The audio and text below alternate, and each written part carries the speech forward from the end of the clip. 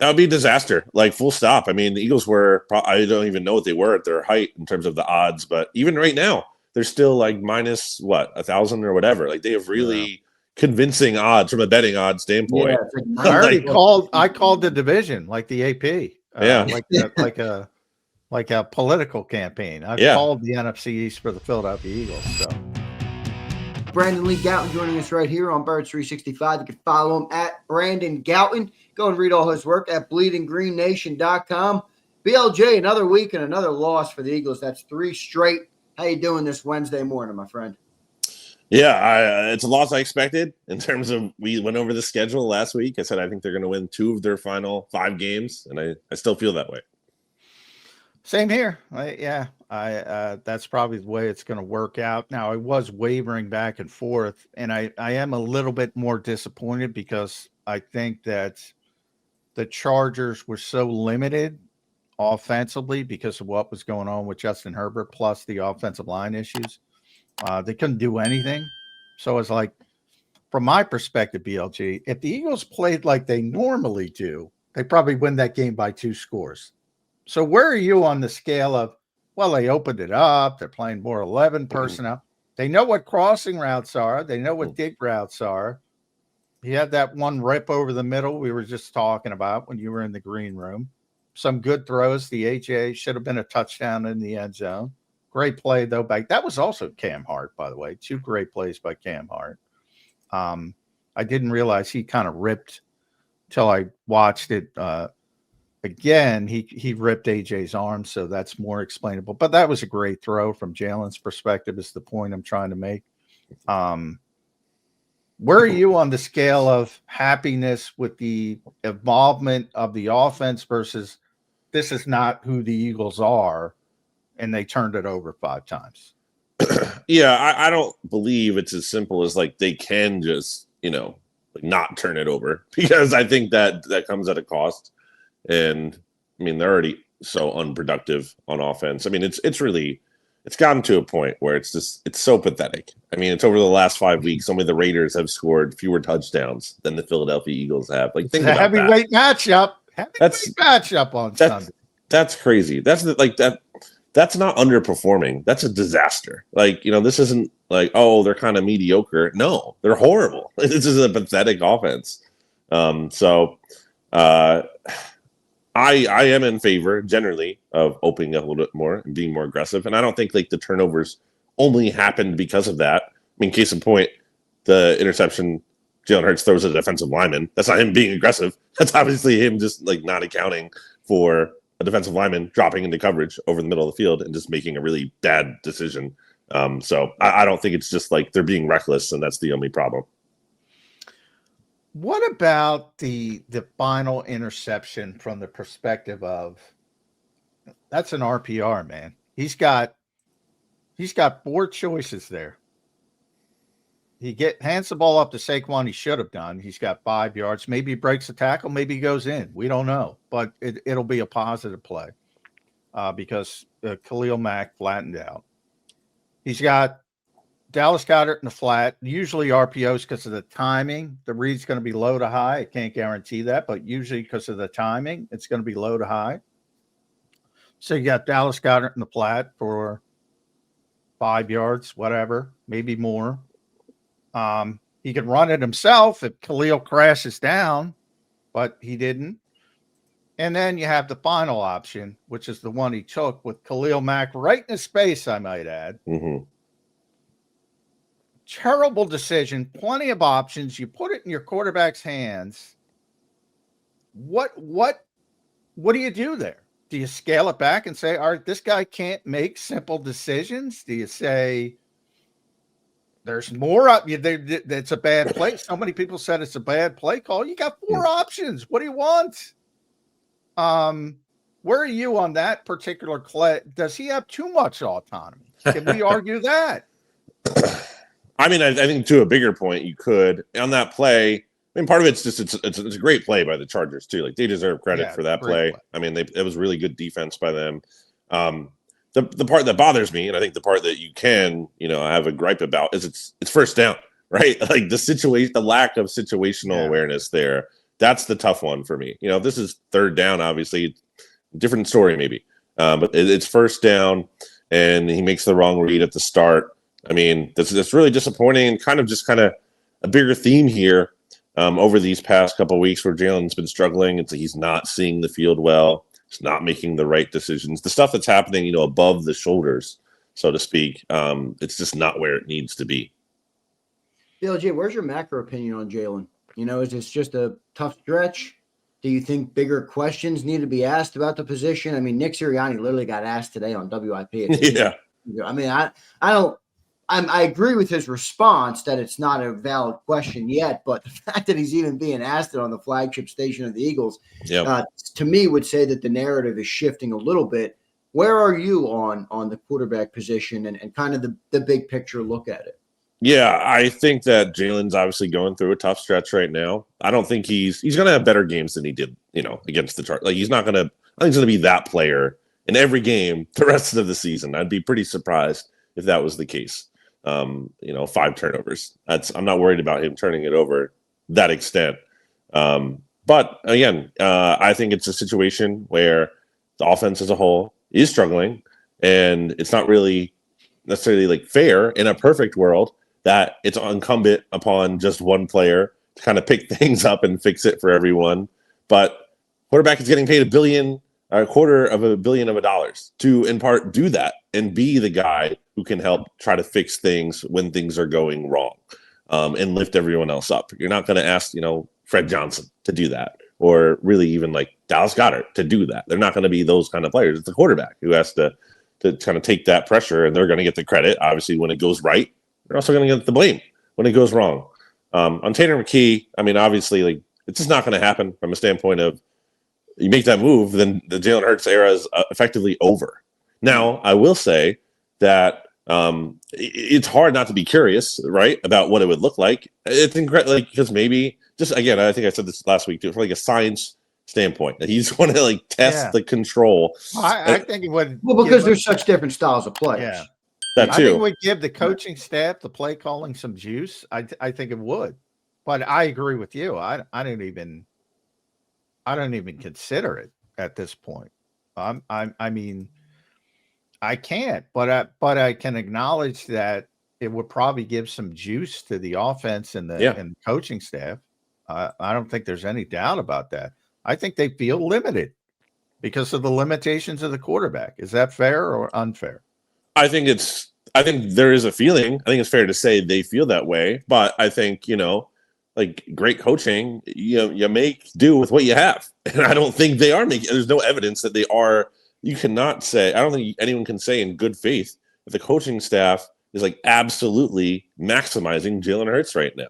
I don't think you can say that. I think I'm not going to say it's an easy job, because I think, yes, there are limitations here that is not making it super easy for them. But that's the job. It's not going to be super easy for them. And I don't think they're doing everything they can to help him. I think they're trying. Obviously, I'm not saying they're not trying, in terms of they're efforting for sure. But I don't think they're effectively going about trying to help him. How are the coaches doing, in your opinion, on the offensive side of the ball? Again, I don't think you get to as bad as the Eagles are in offense without, multiple failures. This isn't about flipping one lever here. Flipping one lever could get this offense probably from bad to maybe, mediocre, which would honestly be great considering how good the defense is. But it's not like you just change one thing and it goes from, again, literally one of the worst offenses in the league right now to the best. It's too drastic of a gap there for just one thing to change. But I think, again, if you get it to mediocre, if even just one of these things is better, if it's the coaching, if it's the quarterback, the fact that it's everything contributing to them being this bad, that's what's frustrating. What about competence? And we talk about competence of the quarterback who's all of a sudden turning the football over, but competence of the coaching staff from the perspective of if you go back to I guess they were at the 2-yard line on the Mailata hold, which called back the AJ touchdown. In the past, they just pushed that thing in there twice, and that'd be it. That'd be touchdown. All right, let's go the other direction. Let's kick off. And now they seem to have lost confidence even in that, and they even tweak it. And it worked, obviously, with the Saquon 52-yard touchdown, but they've seemingly lost confidence in the one thing that everybody took pride in. And, oh, we do this better than everybody else. And the league, we're so good at it. The league's trying to ban it. And now one fumble and bang. What about confidence of everybody? Yeah, in that specific situation, I hate going away from it there. I mean, we saw them do that against the New York Giants, right? Where they did it in the first game like 4 times or whatever it was to get into the end zone. Like, you got a lot of chances there. You could have just done that. I know you had the fumble last week, but I don't think that means you just give up on it entirely. Or, like, they did the fake. Why don't you could do something, and like they did that in the Bucs game too, where they ran a couple plays kind of at like that weren't the touch push out of that formation. So they still could have lined up for it there and done something a little different. As a whole, though, I think, the point of, and this is why I think, I mean, it's tough to just blame one person from a standpoint of like the offensive environment as a whole is just so bad from an energy standpoint and a confidence standpoint. Like, I don't think Jalen's playing with confidence. I don't think anyone's playing with confidence. I don't think AJ Brown's playing with confidence. No, AJ Brown's one of the most confident human beings I know on the planet Earth. I don't think he's playing with confidence. And it's probably could be related, to those drops he had as well. The fact that he's not playing with that kind of confidence, because the whole offensive environment, what's the reason to feel inspired? What's the reason to feel confident? They're so beaten down, and I don't really think they believe in themselves as much as they've tried. And I think Saquon has really been good in that, in terms of like trying to change that energy around. You kind of like, they were kind of like willing themselves into that after Saquon's touchdown. You saw the energy there on the sideline. But I mean, it's just not enough, and in the bad environment, it persists. Yeah, BLG, help me on this offensive line, man. I read all over social media. I get it in the comment section here on JAKIB Sports all day long. Offensive line's terrible. Offensive line's terrible. When I watch the game, I see different things. Like I see Jalen with a lot of time to throw, like a lot of plays. Where he's holding on to that ball and he's making plays off schedule. Running game, they don't look great. What are you seeing in the offensive line this year, and how much are they contributing to the offensive struggles? Yeah, I think you laid it out well there. I think they've been pretty good in pass protection overall. I think the running blocking has been a big issue, and I think that's kind of where you're seeing the toll of last season really, take effect there.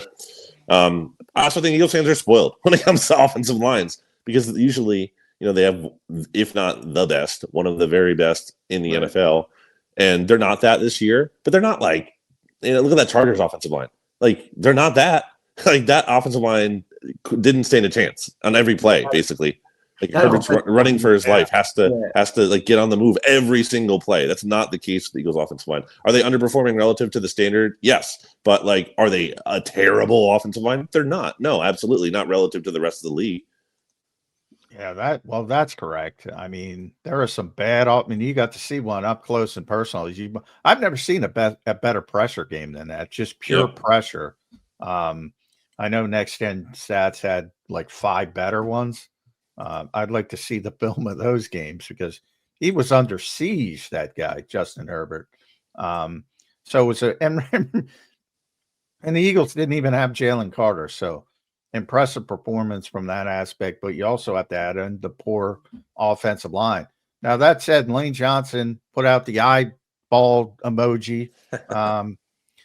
This is week 4. They didn't put him on injured reserve. He's missed 3 games. The Eagles typically have lost 3 games, as they do when Lane doesn't play. Is it just as simple as getting Lane back? And maybe we'll see that today. They're only going to have a walkthrough, but if he's back at practice today, is it as simple as, all right, things are going to get better because Lane Johnson is here? It's not as simple, obviously, as the offense is fixed, because we were seeing these issues, when he was there. But I do think it helps a lot, for sure. Absolutely. Especially in the run game specifically. And especially going up against this opponent. I think in a perfect world, Eagles could be able to rest him a little bit more, assuming that would actually help him. I don't know the full nature of his injury, and where he's at in terms of his recovery. But they are also facing Max Crosby, who's like, so it would be a nice way, to kind of counteract one of the Raiders' very, very best players. And what I would say is, one of the Raiders' like best chances of being able to pull off a massive upset is, if Max Crosby absolutely just goes off in this game. So yeah, I think it's actually very vital that they get Lane back if he's ready to play. BLG, you had them going 2-3 in the final 5. We're now down to the final 4. They're 0-1. That would be 2-2 in the final 4. Mm-hmm. That would set up an interesting conversation on the NFC East. I know it doesn't feel like Dallas will win out, but they got the Giants, the Commanders, they have the Chargers, and this weekend they have the Vikings. Mm-hmm. It's not impossible for them to win out. You think this team wins the East or what? Not convincingly, no. But I do think the Eagles win 2, and that puts the Eagles' magic number from their standpoint to win the division at 1 at that point. So yeah, it comes down to, do the Cowboys lose one of their final 4 games? If they lose 1, then they're good. And I don't think it's possible that they win out. I agree. I think it's entirely possible the Cowboys win out. They get 2 of these at home over the next 2. But I do think they lose 1. I do think. Can you imagine if Cowboys won out and they snuck in? Oh my! I think yeah.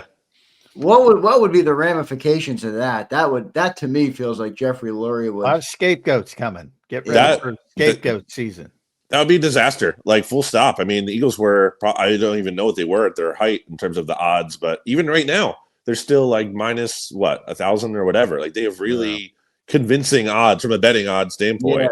Yeah, I called the division like the AP. Like a political campaign. I called the NFC East for the Philadelphia Eagles. So, hey. Yep.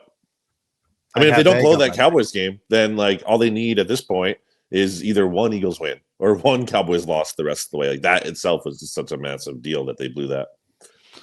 Yeah, it certainly was. But I do think the Cowboys haven't been consistent. I mean, if they won that Lions game, we would really be talking. We would really have some interesting talking points, but they didn't. And part of the reason they didn't is that defense still stinks.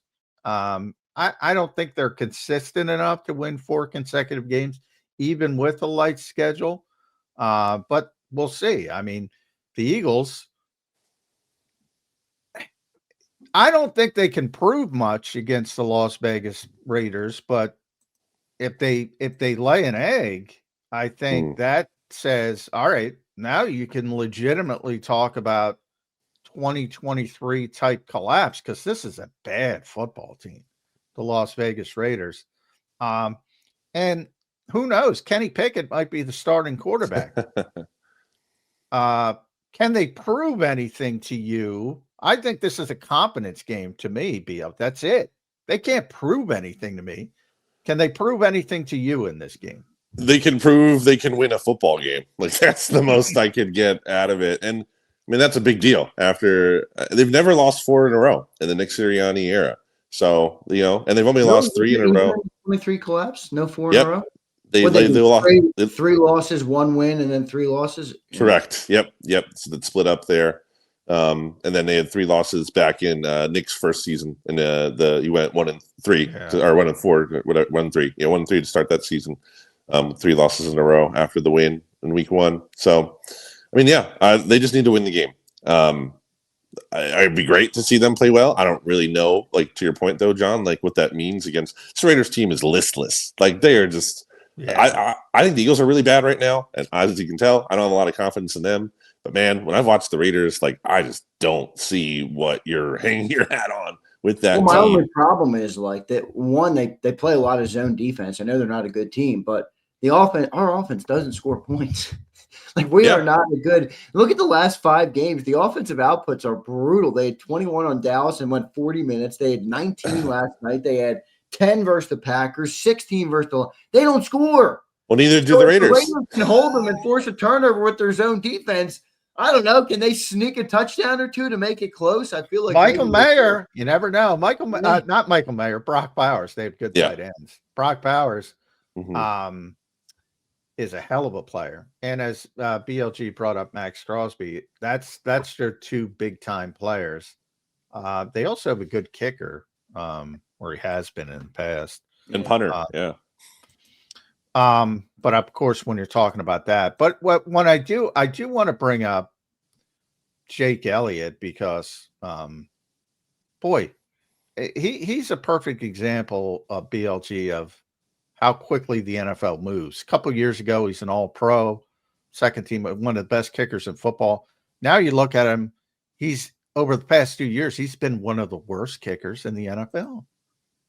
And the Eagles waived their long snapper yesterday. I don't know if it's not having Charlie Hewlett, but he's missed 6 kicks over the past number of weeks. All of a sudden, you have look at Cameron Dicker. He was here in 2022. Mm-hmm. Brandon Aubrey. You got these big time kickers. Guess what? Jake Elliott isn't one of them anymore. That's how quickly time moves in the NFL. How concerned are you with Jake Elliott?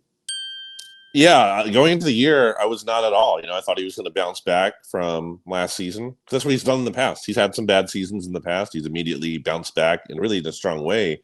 But in this season, he was off to a good start. He didn't have any misses when I think the first Charlie Hewlett was exactly. So if you want to give him some benefit of the doubt, I guess you can say maybe that'll help him. I don't know that we are starting early. Poor Cal at Dominitis. That's Adamitis. Right. First scapegoat season starting early. Yeah. Not the Midas touch for Cal Adamitis, no. No. BLG, you feel like this defense is I don't like this word, but I don't know another word to use. Do you feel like they're breaking because of the offense is just so basically inept week in and week out? I mean, they're a good defense. I think they've exceeded my expectations with all the changes that they've had. I know their rankings aren't great, but it feels to me like they're going to buckle because this offense just gives them nothing. I mean, think about if you're Vic Fangio and you're watching this offense, 3 and outs, no points. You're going to be like, man, you're making my life hard. Man, you're making my life hard. Do you think there's a chance they buckle here? How do you view the defense? Yeah, I mean, we saw that against the Bears. I think that's a big reason why we saw that performance there. I mean, they've played so much football. Like Cooper DeJean and Zach Bond lead the Eagles in snaps this year, and they're tied for, I believe, the 3rd most snaps of any defenders played in the NFL this year. Just in the past 3 weeks alone, the Eagles have essentially played like 4 games worth of snaps. That's also what happened down the stretch in 2023, by the way. I'm not worried about the defense, getting to that level, but part of it is just like exhaustion from being out there on the field so much.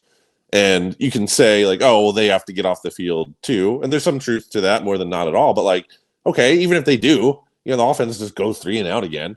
So it's like, I don't think it's obviously as much on them as it is the offense just not being able to stay on the field. So it's absolutely a concern, that they're out there so much and have to carry so much of the workload that it feels like, maybe it won't be every week because, again, they bounce back from that Bears performance. Now, the extra rest, going into the Chargers game, obviously, and that could have helped. But, yeah, I do think that's a concern, especially by the time you get to the playoffs. By the way, how good was Cooper DeJean against the Chargers? I thought that was going to be the funnest matchup of the day because Ladd McConkey's a really good route runner. And the few times Cooper struggled, it's with those great, sharp route runners. He didn't give him an inch. Every time they threw the football at Ladd McConkey, Cooper was all over him. What a football player he is. I can't say enough good things about Cooper DeJean, but I digress. Get back to the Raiders. When we talk about just how bad the Eagles' offense is, wait till you see this offense. 31st in the NFL, 32nd rushing offense, and they drafted a running back at the top of the draft. 26 throwing it. It might be Kenny Pickett. I mean, this is a disaster. You're telling me it gets worse than the Eagles' offense? Oh, yeah. I said, look at Tennessee, look at Cleveland, look at Minnesota. It actually gets worse. Pretty sad. You usually have a very young quarterback. That's not the case in Las Vegas with Geno Smith, but obviously Chip Kelly got fired. That would have been. We don't even get the Chip Kelly storyline. Everything about this team. Well, the fact that the Eagles are the most expensive offense in the history of the NFL, which I get is because of the salary caps keep going up, and you're clumped in with those teams that you just named, John. Oof, man. Somebody's getting fired, and I can't even blame Jeffrey Lurie for that. I can't even blame him for definitely somebody's getting scapegoated. Yeah. But, and as we said, it already has started on the field. But although, that's being facetious because Charlie's probably healthy and is better, so he'll be back. But, it's somebody, if they don't figure it out, and they only got 4 games in the potential playoff run, if they don't figure it out. Somebody's getting scapegoated, but my point is they got a good chance to figure it out. Now, again, I don't think it's going to be meaningful, but percentage-wise, 0 to 100. Give me upset. Either way you want to go. You got 95% Eagles, 100% Eagles, 5%. Pete Carroll's 9-0 versus the Birds, BLG. John didn't want to hear that because his new team, right. but he is 9-0 versus the Birds. I'm going to say 5% chance the Raiders 5%. All right. Yeah. I like it. That's lower than I had. You got to leave the door open ajar because they do have Brock Bowers. They do have everybody's got good players. They do have Max Crosby. Yeah. But I'm with you. That's what I put it at 95. 95%. And that's not confidence in the Eagles No. for me. Other than the defense. Obviously, I have confidence in the defense. But yeah, I just think the Raiders are that bad. Nothing to do with the Eagles. I'm with you 100% there. I'm with you 100% there. Not even 95. And I really didn't like what I saw out of Kenny Pickett. And whenever I watched him practice, like in person, talking about watching him play in person. Yeah. So if he has to play, and I've never been a big Geno Smith guy either, so I just don't buy it. Yeah, I don't buy him either. This defense. But Zander has informed me though. Pete Carroll has never lost. That's right. To the Philadelphia Eagles. 9-0. Yeah, we'll see what happens. All right, BLG, thanks for joining in, man. Real quick, just your final thoughts. 3 straight losses. Feels like the sky is falling in Philly for real now. Jalen Hurts probably in his worst stretch and maybe as an Eagles starter. Your final thoughts today on just where this team is going into week 15 of the NFL season. I think you can look at it and say that, it's really hard to repeat. And there's truth to that. Absolutely. 100%. At the same time, I think you can look at this team and say they have not maximized what they could have done. This isn't a scenario where the whole roster just got decimated by injury and they just, it was out of their control. Like they couldn't repeat because, sort of forces out of their control. That's obviously not the case. There's a lot within their control they're not doing great about. So everyone's right to be frustrated, even though, it could be maybe a little bit easy to take it for granted that the team just won the Super Bowl earlier this year and had one of the most dominant seasons ever. But it's frustrating for them to be underperforming to this degree. It feels like this is a team that, should at least get to the playoffs, win their division, win a playoff game. We don't know for sure, even if they're going to do that. And the standpoint of, we don't even know if they're definitely going to make the playoffs. Probably are, but not 100%. And that's kind of pathetic to be saying at this point when it just looked like they were going to cruise to that division title. Yeah, no doubt. BLG, good stuff, man. We appreciate you giving us some time every week. As always, good talking to you here. We'll talk to you again next week. Let's see what happens on Sunday. Thank you, BLG.